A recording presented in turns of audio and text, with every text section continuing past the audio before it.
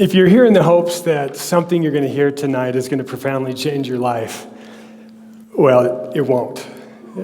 It can't.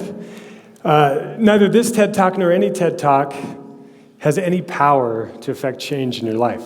I mean, they'll give you good ideas, but not even ideas change your life. It's ideas in action.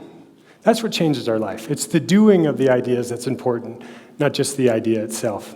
I found this to be true in my experience as a college professor, but also in my research. A couple of years ago, I did a study among 800 college students, most of whom were 24 years of age or older, non-traditional college students. And I found that it's not what they said about their work ethic that really predicted their success. It's what they did that predicted their success. You see, the harder they worked, the higher their GPA. And the higher their GPA, the more likely they were to persist in school, graduate, and go on to accomplish their life and their career goals. So based upon this, for the last 2 years, my colleagues and I have been interviewing over 2,500 first-year students at our university. And among other things, we asked them, what's your biggest challenge in school? And 37% of them said time management by far is their biggest challenge. And one of those was my student, we'll call him Chuck. And Chuck had a 34% in my class. And so one day I reached out to Chuck and I said, hey, let's talk and just see what's going on in your life and if there's a plan of action that we can put together to try to help you get back in the saddle. And through our conversation, among other things, I found that Chuck was getting really distracted with social media and video games, because they don't play themselves. And actually, Chuck was really into marathoning, like the Lord of the Rings kind, not like the running and sweating kind. It was totally derailing what he wanted to be able to accomplish in college. And so in talking with him, I said, Chuck, you don't struggle with time management. You struggle with self-management. You struggle with self-control. Because time management's not a thing. You can't control time. You can't make a second go faster or slower. But what you can do is control yourself within the time given on a daily basis. But here's the good news. This change isn't as drastic as you might think. It can seem impossible, it can seem really daunting, but if you give just a little bit more effort on a daily basis, Chuck, it's going to lead to big returns in your life. And we've heard this before, right? If we give 1% effort, we're going to see these big dividends in our lives. And I believe this to be true, but I wanted Chuck to be able to visualize what this might look like. So I showed him something that renowned author Angela Duckworth, a psychologist, introduced to the world, and it's this. Talent times effort equals skill. And skill times more effort equals achievement. And what I like about this is I think it gives us a nice visual of how we can achieve personal success in our lives. But what it lacks is actually some context of what this actually means for us in terms of personal application. So with Chuck and with so many of my students, we contextualize this. And I'd like to do this with all of you as well. I want you to think about right now what your biggest challenge in life is. What's something that's your biggest obstacle, but nonetheless is important for you to be successful in your life? So for all of you in attendance and for the tens of people watching online, we're going to go through this exercise together that I took Chuck through. It's important to know that Duckworth defines talent as the ability to gain skill quickly through effort. So when I sat down with Chuck, I said, Chuck, on a scale of 1 to 10, 1 being minimal talent, 10 being max talent, where are you at? Well, Chuck was a 2 out of 10. And then I asked Chuck, on a scale of 1 to 10, 1 being minimal effort, 10 being max effort, how much effort are you giving on a daily basis to getting better at this? Well, Chuck was a 3. And if you're doing the math, that's a 6 out of 100. And if this was a test, it's not really a good score, right? And if you're getting the same score as Chuck, I just want you to know it's not a failing grade. It's just this is where you're at in just a moment of time.